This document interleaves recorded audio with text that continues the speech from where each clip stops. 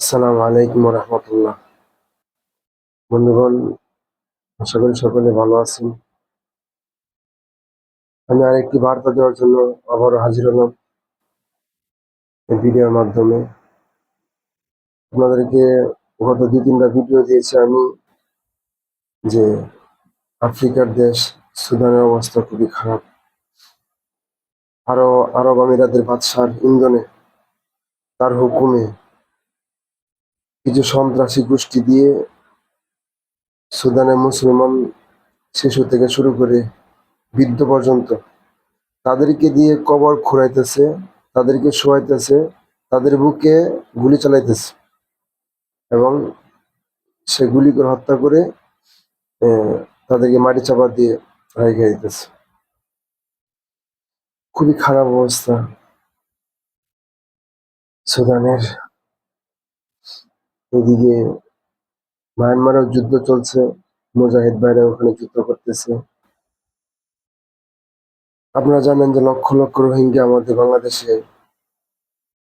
এখন এসব নিয়ে আমি কেন আপনাদের সামনে আসি, ভিডিও নিয়ে কেন সামনে আসছি,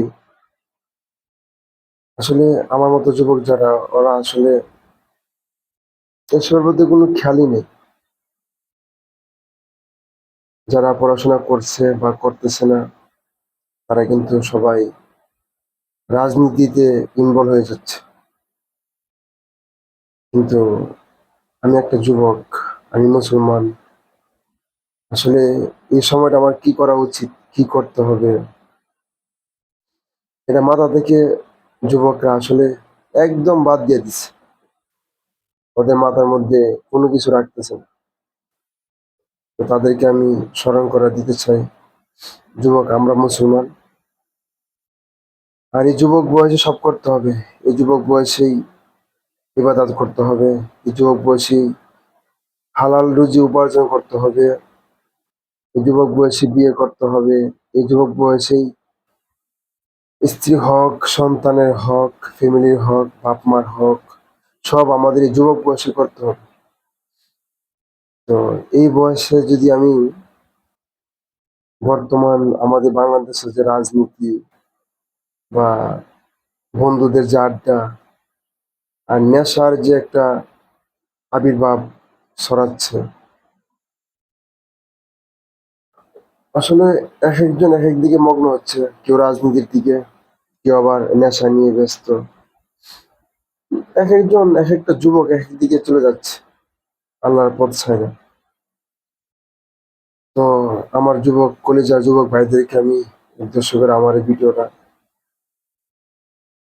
একটু ভাবো, মরতে তো হবেই। মরতে যখন হবেই তাহলে আর কি করা। এই পৃথিবীতে সবচেয়ে দুর্বল প্রাণী হচ্ছি আমরা, মানুষ। এর চাইতে দুর্বল প্রাণী কোন প্রাণী আল্লাহ পৃথিবীতে সৃষ্টি করেন, তৈরি করেন।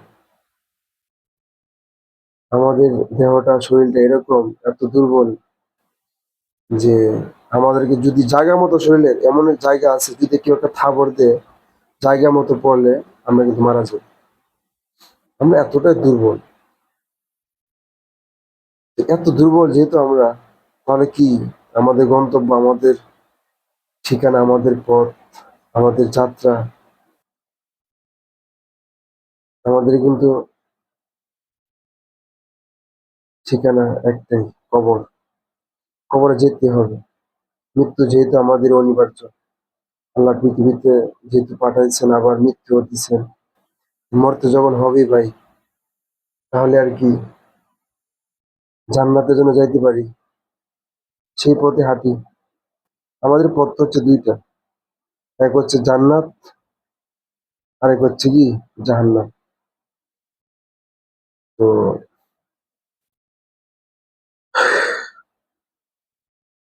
সব যুবক ভাইয়েরা একটু ভেবেচিন্তে চলো,